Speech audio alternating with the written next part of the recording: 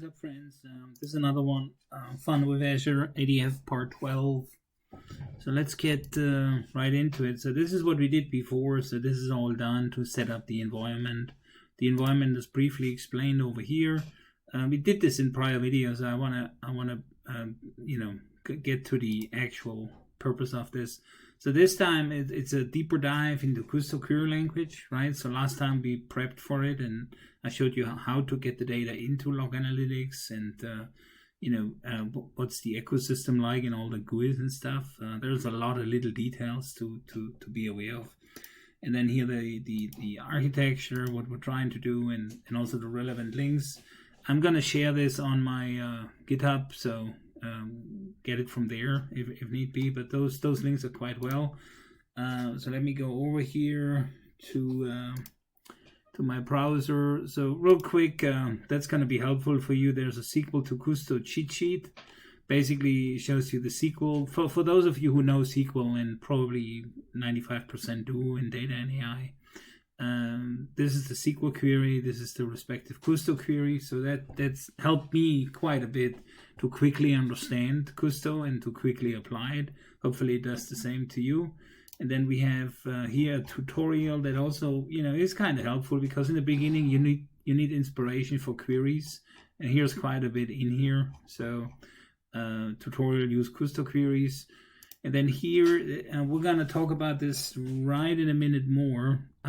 This is all about these tables that are populated in Log Analytics as you activate basically the monitoring, the diagnostic settings. So we have Azure Activity, this is that one. And it's kind of structured the same almost for every link here. So we have the resource types, we have a brief explanation what it does, insights into subscription level or management group level events that occur in Azure here for Azure Activity. And then the resource types where this applies to, and there's quite a list.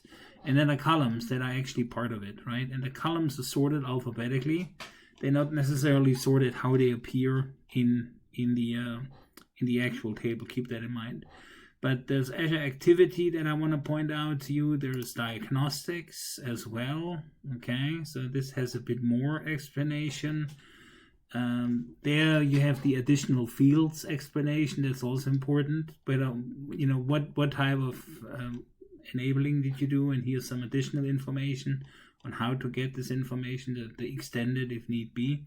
Categories pretty much the same as above. And then down here the columns again.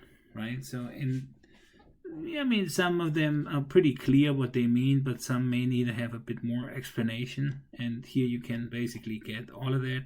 The Azure Metrics is another one, very important table. Those are very common tables, and probably 90% of your monitoring and alerting needs can be satisfied from here.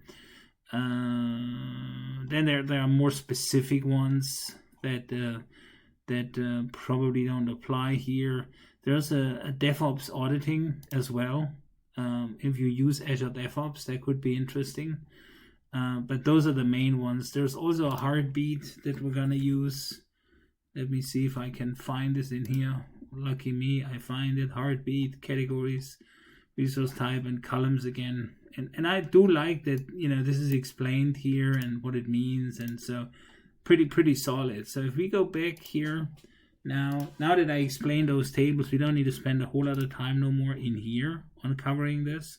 This is basically the Log Analytics tool in the portal, in the Azure portal, to work with this. There's a downloadable tool as well, KQL Custo query tool that you can search and download and get going.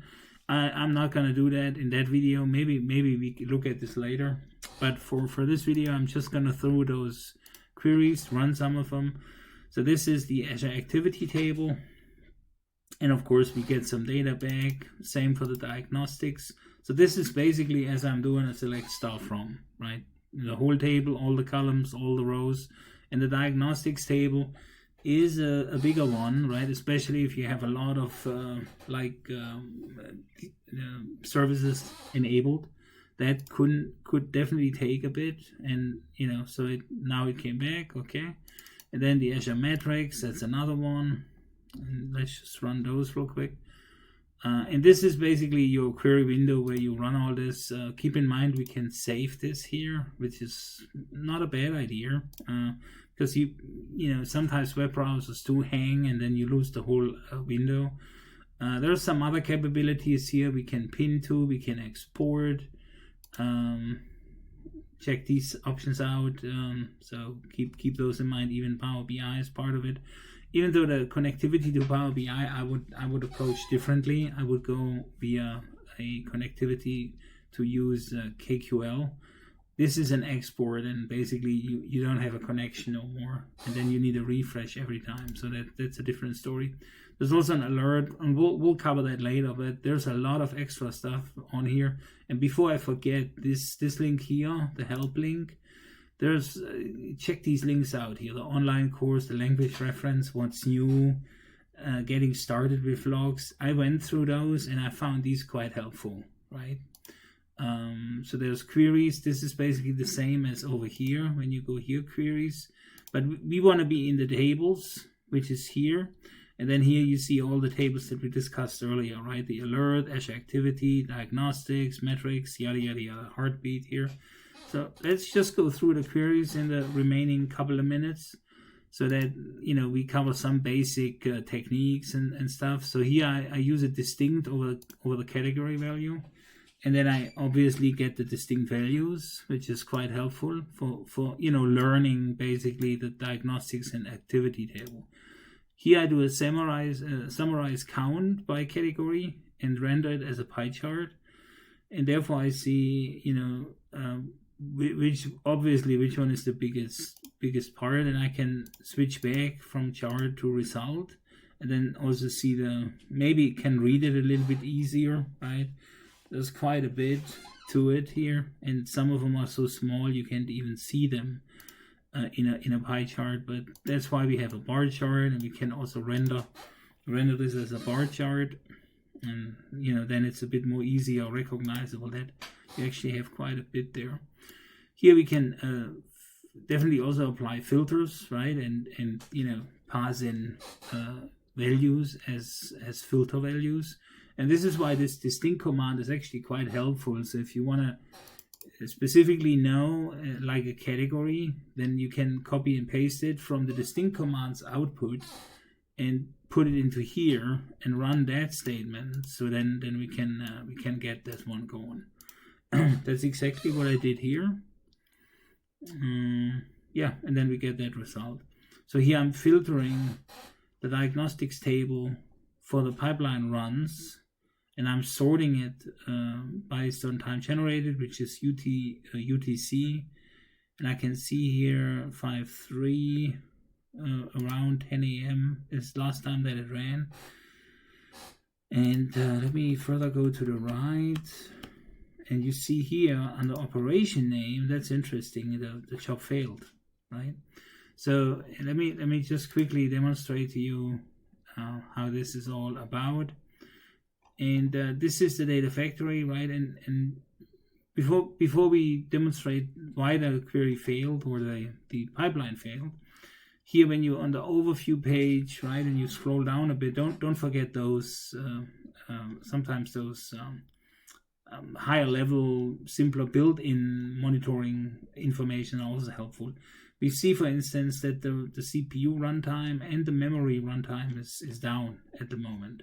So there's nothing visible, which indicates that the VM is down, and that's why we have that error that we saw in the log, because right now the VM is down. So let me go back here real quick and start the VM, so I can basically demonstrate to you that the VM is coming back. And before I start that, the VM, the self-hosted runtime VM, let me go back in and show you the heartbeat table, because we would expect an entry from that VM in the heartbeat table to basically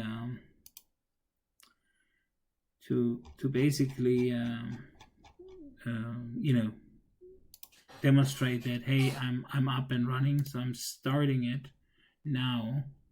Well, I could have queried it before, but now let me go to the heartbeat table real quick, which is here. And now we're kind of needing a query that does the, so we have computer IP, we have here computer. So if I distinct computer, and I like that there's IntelliSense as well, so that's definitely helpful. So I do that. So now I'm trying to grab this value for where clause, right?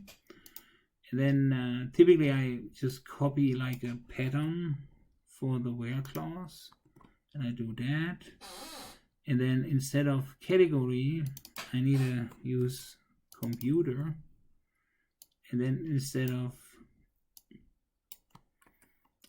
of pipeline runs, I need to use that one, right? So if I run this, it should give me some values, and let's go for the last 30 minutes. Keep in mind, oh, we need to actually use the this one here. Obviously, I needed to change the table name as well.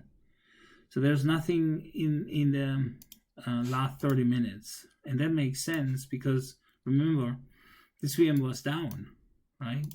So at some point you should see data popping up here, and let's go through the remaining queries, and then we come back to that one in line 53, right, to see if we then have data reported from, and there's already the first one, right? So this is the first heartbeat that's now coming in, which is a good sign.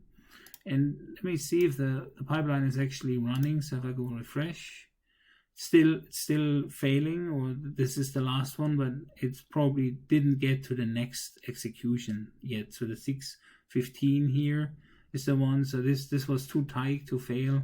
Still shows the same error here, which we could also get from here.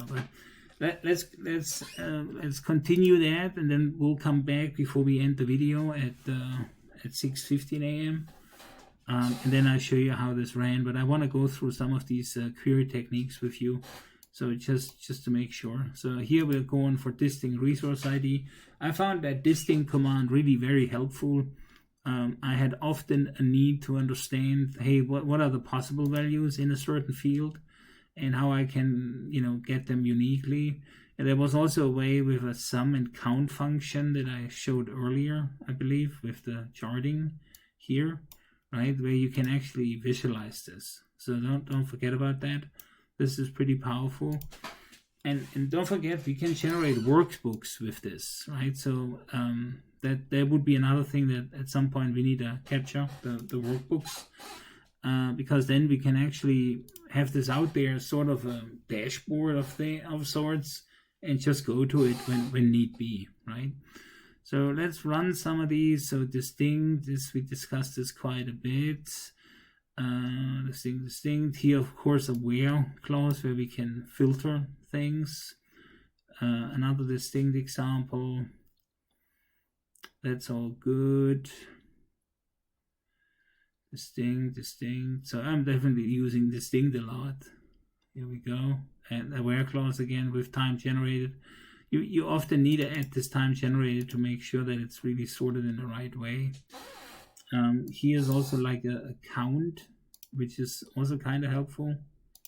I think I messed something up here. Let me see what I did wrong. If issue persists, open a ticket. Okay, could not be parsed. I'm doing something wrong here on this query. Count. Order by. Now this is an interesting one here where I'm going through the diagnostics and category and querying for errors. And keep in mind, if I do the last 30 minutes, I may not get a whole lot of results back, right? If I don't have errors, obviously. So if I do the last 7 days, it's more likely that I get errors. Let's put it that way. But in that case, I don't even have errors in the last 7 days. well, it's in the category field, right? And maybe this is not, when I look at the category field, is errors even a possible value here, right? So then I could do, if that's the question, then I could do Azure Diagnostics, distinct, and I need to add the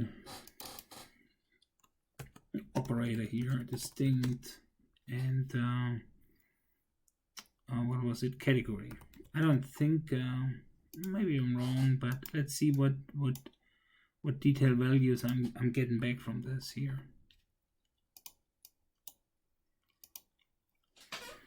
And you can see there's error, querying this for error makes no sense, but I can query it for trigger runs, right? I think there's the column name would need to be changed to make this error fit, right? So let's go further through. This is what I want you to see for sure. Take 3, right? So this basically limits, that's the select top 3 equivalent to SQL.